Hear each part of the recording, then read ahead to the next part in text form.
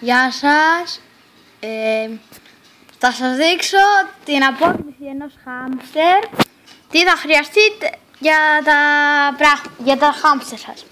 Ωραία. Θα χρειαστείτε μια ρόδα. Θα χρειαστείτε ένα σπιτάκι. Βλέπετε έχω και χάμστερ μέσα. Και μέσα στο σωλήνα έχει ένα χάμστερ. Θα χρειαστείτε την τροφή, μπολάκια για να βάλετε μέσα το φαγητό τους, νερό, ένα μπουκαλάκι νερό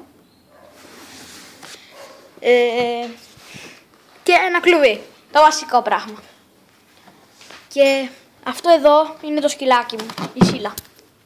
Βλέπετε, κάθεται και τα κοιτάει. Είναι φίλοι. Είναι και τα δύο κοριτσάκια.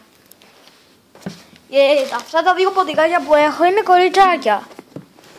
Γεια σας. Και χαρά σας. Και αυτά εδώ είναι χειροκανίδια. Ειδική τροφή με βιταμίνες μόνο. Αυτός είναι ο σωλήνας. YOLO. Bye.